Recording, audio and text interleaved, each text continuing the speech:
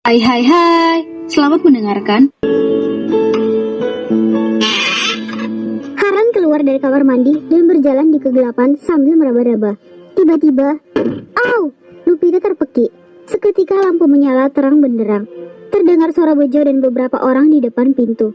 Lupita yang tidak bisa menahan tubuh berat Harlan ikut terjatuh, hingga posisi Harlan sedikit menimpa tubuh Lupita.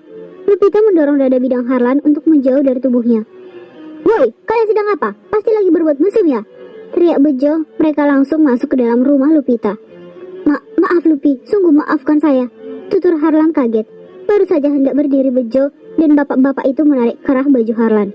Lupita lantas berdiri dan menggeleng cepat.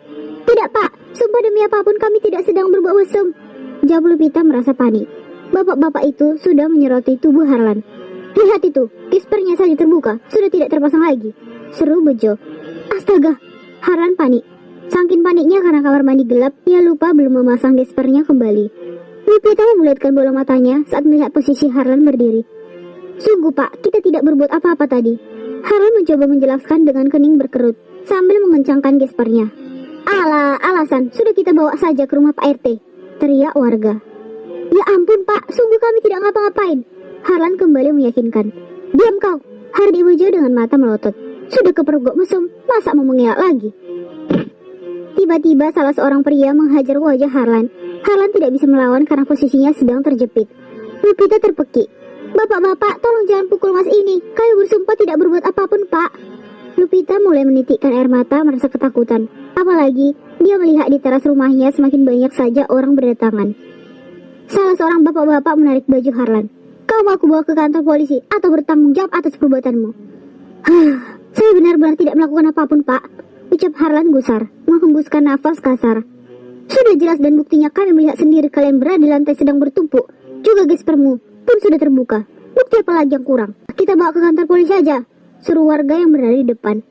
"Lebih baik kita arak aja," usul Bejo. "Bang Bejo," teriak Lupita. "Emangnya kita habis ngapain? Kalian lihat sendiri kita masih pakai baju yang utuh."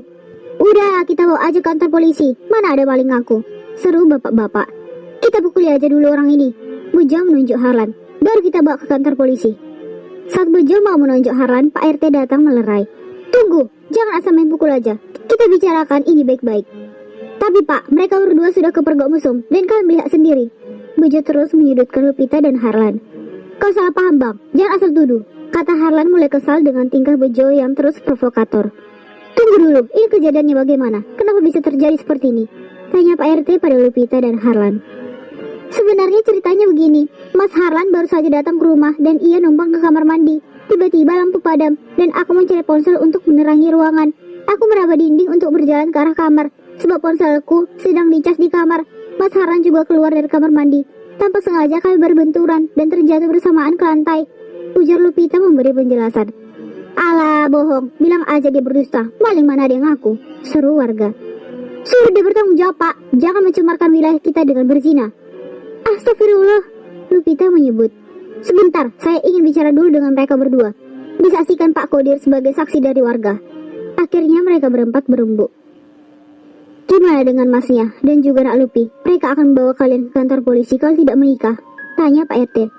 "Jangan Pak, kalau saya dibawa ke kantor polisi, bagaimana dengan kerjaan saya? Pasti saya bisa dipecat dari perusahaan kalau ketahuan ditangkap polisi karena dituduh berzina," ujar Lupita tertunduk sedih. "Masnya bagaimana?" tanya Pak RT dengan menatap wajah Harlan. "Kalau sudah seperti ini, ya sudah, saya siap bertanggung jawab dan menikahi Lupita, walau kalian berdua tidak melakukan apapun." Wajah Lupita terangkat menatap iba wajah Harlan yang memerah karena malu dan kesal. "Maafkan aku mas, gara-gara aku mas jadi kena masalah," ucap Lupita merasa bersalah. "Tidak apa-apa Lupi, mungkin memang takdir kita di tangan warga." "Ini pasti lubang Bejo," empat Lupita kesal. "Saya percaya padamu Lupi, tidak mungkin berbuat mesum. Tapi mulut warga tidak akan bisa diam. Mereka akan terus mengumpat dan memaki yang saya takutkan. Warga akan berbuat anarkis dan nekat. Kalian akan jadi bulan-bulanan mereka." "Pak RT benar Lupi, kita harus menikah daripada kau dapat masalah dan hidup kita tidak akan tenang." "Baiklah, aku setuju menikah dengan Mas Harlan. Walau sebenarnya bukan seperti ini pernikahan yang aku inginkan," ucap Lupita pasrah. Lupita meneteskan air mata lagi. Sungguh ia sangat sedih harus menikah tanpa kedua orang tuanya. Bahkan di tangan para warga dengan tuduhan perzinaan, pernikahan yang tidak pernah ia bayangkan sebelumnya. Impiannya seketika musnah. Ia hanya ingin menikah sekali seumur hidup dengan pria pilihannya yang ia cintai, bukan pernikahan dadakan. Harlan menatap Lupita pilu. Sungguh ia pun tidak akan pernah menyangka menikahi seorang gadis bernama Lupita. Gadis baik dan cerdas yang bekerja di perusahaannya sendiri. Awalnya ia hanya simpati dan ingin menolong Lupita dari jerat bibinya dan juragan Karyo. Rupanya Tuhan berkehendak lain. Ia menikahi Lupita dalam fitnahan orang yang tak bertanggung jawab. Harlan pun belum yakin pada hati dan dirinya sendiri. Apakah Lupita pelabuhannya yang terakhir? Panggilkan Ustadz Yusuf, kita nikahkan Mas In dengan Lupita malam ini, ujar Pak RT mengambil tindakan. Dua orang warga memanggil Ustadz Yusuf atas perintah Pak RT. 20 menit kemudian Pak Ustadz sampai di rumah Lupita. Pak RT selaku orang disegani warga di kompleknya menceritakan kronologisnya pada Pak Ustadz. Baiklah, kami akan menikahkan kalian berdua, disaksikan RT setempat dan para warga, ujar Pak Ustadz berbicara pada Harlan dan Lupita yang sudah duduk di depan Pak Ustadz. Mereka berdua mengangguk. Apa mas kawinnya? Tanya Pak Ustadz pada Harlan.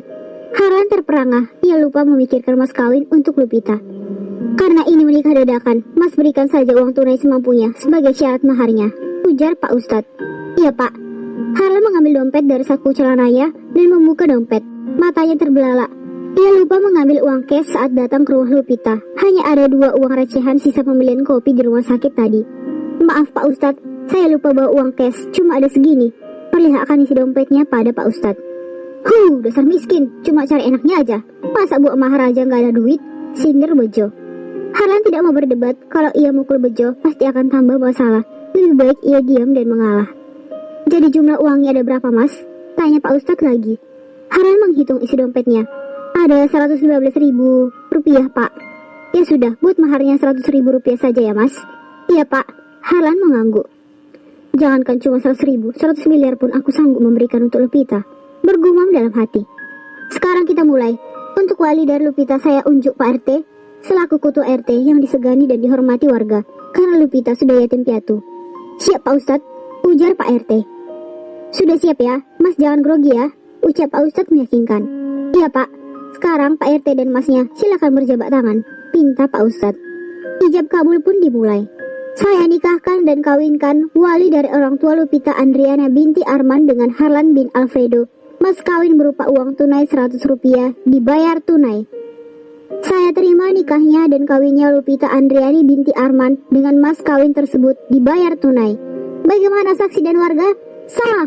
Sah! Teriak para warga.